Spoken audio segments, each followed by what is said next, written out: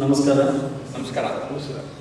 ನಾನು ಕಣ್ಣೂರು ಮೂಲಂಗಿ ಅಂತೇಳಿ ಬಾಗಲಕೋಟೆ ಜಿಲ್ಲೆ ಜಮಖಂಡಿ ತಾಲೂಕಿನಿಂದ ಬಂದಿದ್ದೀನಿ.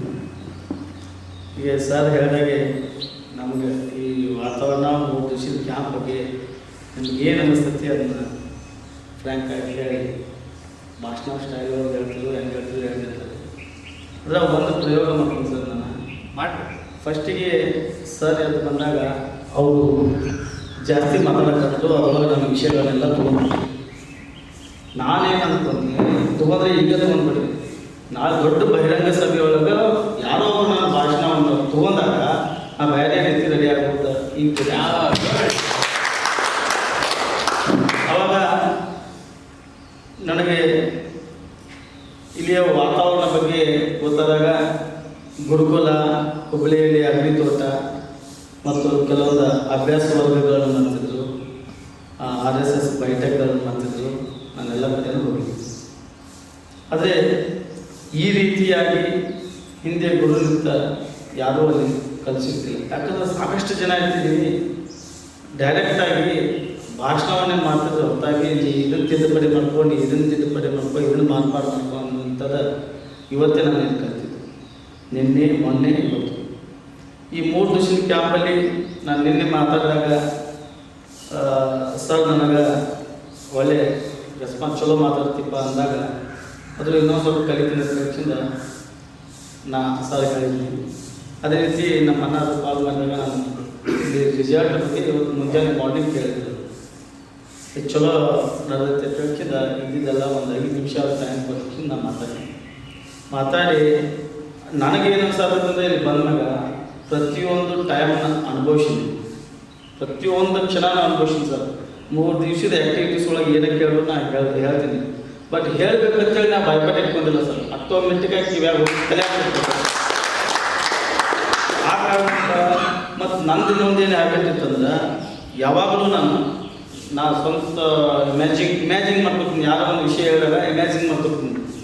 ನಾನು ಅಲ್ಲಿ ಹೋಗಿ ನಿಂತಿರ್ಬೋದು, ನಾನು ಅಲ್ಲಿಂದ ಬಂದಿರ್ಬೋದು ಅಂತ ಹೇಳ್ತೀನಿ. ಇಮ್ಯಾಜಿನ್ ಮಾಡ್ಕೊವಂಥದ್ದು ನನ್ನ ಕಡೆ ರೂಢಿ ಅದು ಹುಡ್ತನ ಬಂದಿದ್ದು ರೂಢಿ.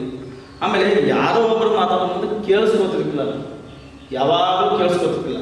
ಸ್ಟಾರ್ಟಿಂಗ್ ಏನು ಸ್ವಾಗತವನ್ನು ಮಾಡ್ತಿದ್ರು, ಫಸ್ಟಿಗೆ ಏನೋ ಒಂದು 2-3 ವಿಷಯ ಹೇಳ್ತಿದ್ರು. ಆಮೇಲೆ ಒತ್ತಿ ಜೋಡಿಸಿ ಭಾಷಣ ಮಾಡಿದಾಗ ಏನು ಹೇಳ್ತಿದ್ರು, ಅವ್ರ ಸ್ಟೈಲ್ ಒಳಗೆ ಹೇಳಿದ್ರು.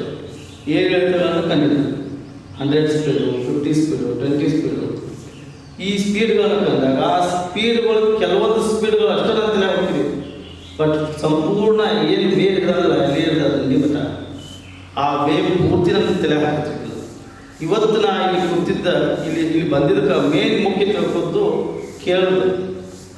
ಎಷ್ಟು ವಿಷಯಗಳನ್ನು ಕೇಳ್ತೀವಿ ಅಷ್ಟು ವಿಷಯ ಹೇಳಕ್ಕೆ ಬರ್ತೈತೆ ಹೊರತಾಗಿ ಕೇಳಲಿಲ್ಲ ಅಂದರೆ ಯಾವುದೇ ವಿಷಯ ಹೇಳಕ್ಕೆ ಬರೋಂಗಿಲ್ಲ. ಬರೀ ಬುಕ್ ಓದಿದ್ರು ಹೇಳಕ್ಕೆ ಬರೋಂಗಿಲ್ಲ.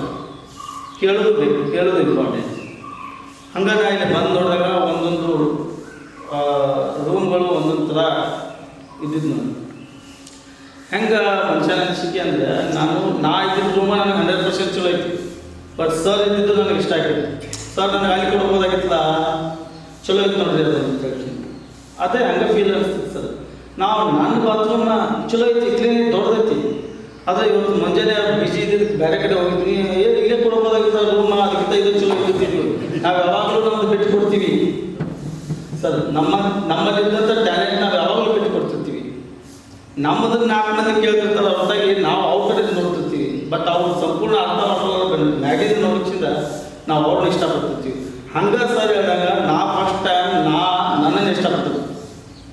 ಇವತ್ತು ಇಲ್ಲಿ ಬಂದ ಮ್ಯಾಗ ನಾನು ನನ್ನನ್ನು ಇಷ್ಟಪಡ್ಬೇಕು ಅನ್ನೋದು ಗೊತ್ತಾಗಿದೆ. ಮತ್ತು ನಾನು ಕೆಲವೊಂದು ಕಡೆ ನಾನು ವಾಯ್ಸ್ ರೆಕಾರ್ಡಿಂಗ್ ಮಾಡ್ಕೊಂತ ಕೇಳಿದಾಗ ನನ್ನ ವಾಯ್ಸರೆಲ್ಲ ಗೊತ್ತಿರ್ತಿರ್ಲಿಲ್ಲ. ಇದು ಏನಪ್ಪ ನಾವು ಹಿಂಗೆ ಮಾಡ್ತಾನ ಬೇರೆ ತಿಳ್ಕೊಂಡು ಬಿಡುವಂಥ ಪರಿಸ್ಥಿತಿ ಬಂದಿತ್ತು ಸರ್.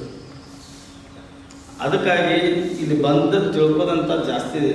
ಮತ್ತು ಫಸ್ಟಿಗೆ ನೋಡಿದಾಗ ಗೌಡ್ರು ಹೇಳಿದ್ರು, ಶಾಸ್ತ್ರಿ ಅವ್ರು ಹೇಳಿದ್ರು, ಪುನೀತ್ ಹೇಳಿದ್ರು, ಇವ್ರು ಸರ್ ಹೇಳಿದ್ರು, ಆದಿಮನಿಯವರು, ಮೋಹನ್ ಸರು, ಮಂಜುನಾಥ್ ಸರು, ಪ್ರಿನ್ಸಿಪಾಲ್ ಸರು, DM ಅವರು, ವಕೀಲರ ಮೇಡಮು, ನೇತ್ರಾವತಿ ಮೇಡಮು, ಪುನೀತ್ ಸರು, ಹಾಗೆ ಪ್ರಸಾದ್ ಸರು, ಆಮೇಲೆ ನಮ್ಮ ಜಯಪ್ರಕಾಶ್ ನಾಗತ್ತೇಳಿ ಸರು, ನಮ್ಮ ಮೇಡಮ್ ಅವರು, ಇವರೆಲ್ಲರ ಮುಖ ನೋಡಿದಾಗ ಆ ಸೃಷ್ಟಿ ಮುಖ ನೋಡಿದಾಗ ಆದ್ರೂ ನನಗೆ ಭಯ ಅನಿಸ್ತಿದ್ರಿ. ಇವ್ರು ಯಾರು ಪರಿಚಯ ಎಲ್ಲ ಒಮ್ಮೆ ಮಾತಾಡಂಗಿಲ್ಲ.